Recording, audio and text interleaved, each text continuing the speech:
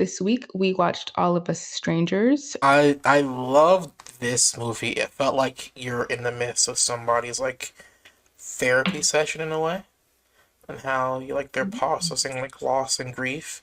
Like the key thing that pops out to me in this movie, like the overall theme is like you remember when everybody remember when watching WandaVision and the Vision kind of says, uh what is grief but love not preserving? I think this movie kind of encapsulates that question. In the movie, you're sitting through a reimagining of his memories and his childhood and whatnot, and also the ending as well. So yeah, I thought it was a really moving picture. This movie and of course American Fiction, I love that we watch both of them back to back.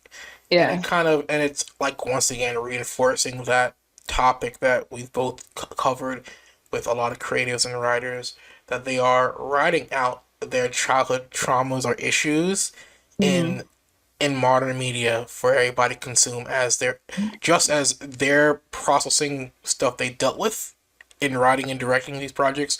The audience, ourselves, we are also processing as we're witnessing what's playing out on screen. Director Andrew Haigh like sums it perfectly, and I don't just think this applies to queer people, but in the auspices of this movie, it does. He said, "A generation of queer people are grieving over a childhood they never had," and Mm. that's an aspect that we very little see in modern media at all. Like I know for Black people, we saw that with Moonlight, but and then this movie, you really don't see that side of people reckoning with the issues of their childhood. I'm happy now that we get these opportunities where queer creatives are able to express these same feelings. And it seems like their projects are so much more artistically fulfilling watching Mm. when we see these things play out on screen. I will say, like, I didn't cry watching the movie because I was trying to be like a little detective and try to sniff things out. So I was a little too concentrated on that to be in tears. But I think what does make me emotional and almost cry, like when I was watching the Q&A between the cast and the director Andrew Haigh, because it's like for Andrew Haigh and for Andrew Scott, like this is very personal to them. Like this is kind of their story basically. And to hear them talk about it and talk about how much it meant to make something like this, where it wasn't a tragedy necessarily, or someone gets sick and all of that. Like it wasn't about that. And I really thought it was so beautiful to see them like be able to do something like this where they got to have a sort of catharsis through the experience of making this movie with Yeah. people who they really loved working with. And I just thought that that was like, that's what gets me choked up, is just the fact that this had such a huge impact on the people who made it. And I know it'll probably make that same impact on the people who watch it as well. Like, a movie like Call Me by Your Name did, even though I think that kind of like this one better, but you know. I think this is a lot less groomy than Call Me Yeah, by that's Your a good Name. point. That's a great So I point. think I Yeah. think that's hmm why it is. One of my favorite parts about this movie is the relationship between Harry and Adam, played by Paul Mescal and Andrew Scott, respectively.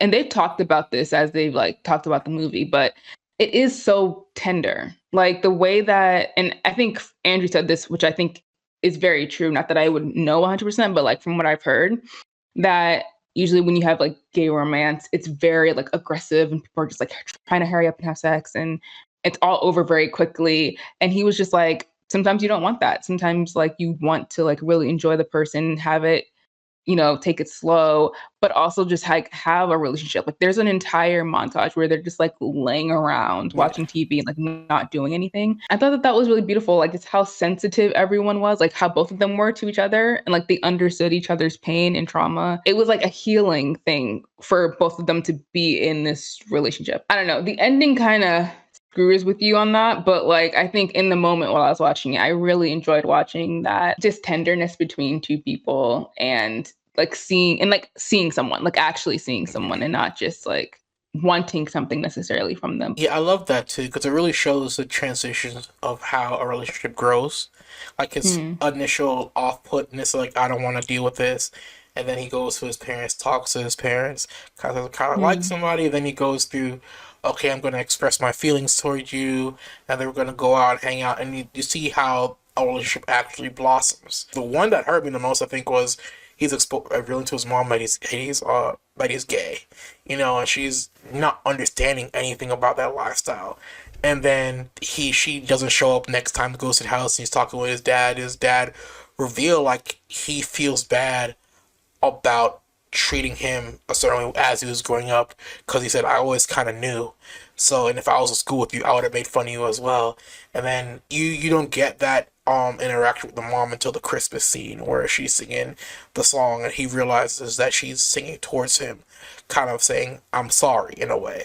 Like, whereas the dad is like 100% saying, I regret what I did, I'm sorry I didn't go to your room when you were crying. So like kind of hugging that, which I think is very, very good, because we don't really get to see times of being the softer side of fathers. When he came out to his mother, I was like, okay, this isn't gonna go great, but like, I'm sure she'll be understanding. No, like the way that she came down on him, and it wasn't, and I think what they were saying is like, it wasn't like intentionally trying to be harsh. It was just Yeah, like sometimes, which is so true in families, you can say things and it hurts people in ways that you didn't intend for it to hurt them. And I feel like in the time period that we're in, we're like in the late 80s where AIDS is like rampant.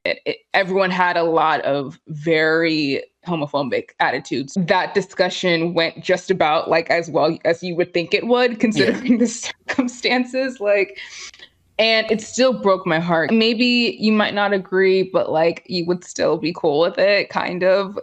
And I think that was just me projecting, because it's like I love Claire Foy so much that I was just like, Claire Foy would never do this to anyone. Claire Foy, if you watch like this, The Crown, Women Talking, like she is such an amazing actress. And that interaction that they have was very heartbreaking. And when she was like, oh, you can take the flapjacks, I'm not going to eat them, I was like, oh my God, please don't say that to him. Like, it's out of ignorance. And I think maybe like feeling protective of like not wanting your kid to suffer, but like just saying the absolute wrong things. And so when he was about to come out to his dad, I was like, oh, this is going to go horribly. Like, if that was bad, then this is going to be worse. So I was like bracing myself for like, how bad that was going to be. And the dad ended up being incredibly understanding and like, and identifying with him, apologizing in the moment, even apologizing for the mom and her behavior. I was not expecting that, which I loved, because I was like, they really flipped my expectations. Because you think that the mom's going to be understanding and the dad's going to be harsh, but that's not how that happened. Jamie Pell plays a lot of masculine roles, and like this is one of the few roles I think he's ever been given where he's out to emote and express like Mm. emotion like that in a way, which is like to me as well. He needs to be in more stuff as well. At the end, where they're before they go away, like their presence leaves.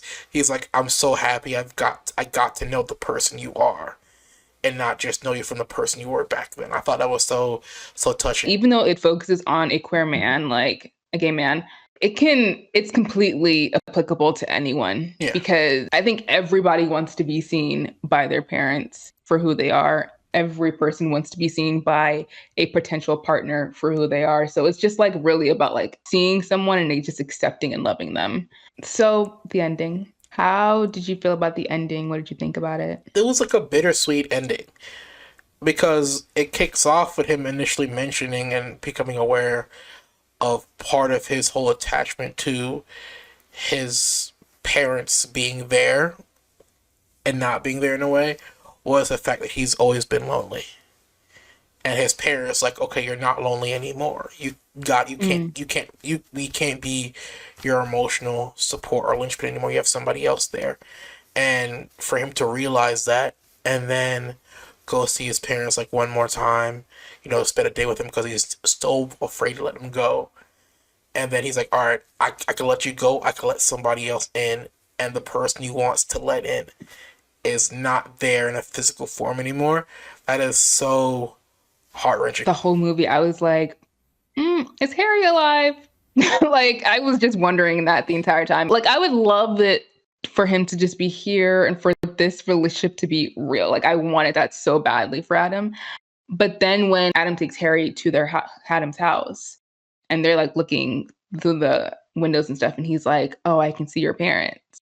I was like, "Oh, okay. I don't think he's with us anymore." So that was like a huge blow. When he walks into Harry's apartment and you don't see the body at all. He just opens the door and you can see him look in. And that Andrew Scott, again, phenomenal acting. Like everyone in this movie is so good. Like the performances are so amazing. But just that look on his face, I was like, ah, damn, no. And then when you realize that like it happened so early in the movie, I was like, what?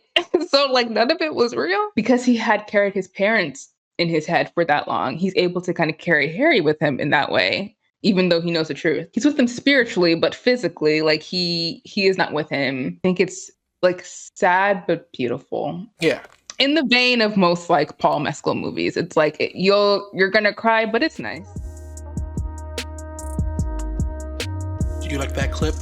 Well, you can listen to the entire podcast because the 16mm Film Crew podcast is available on all major podcast platforms.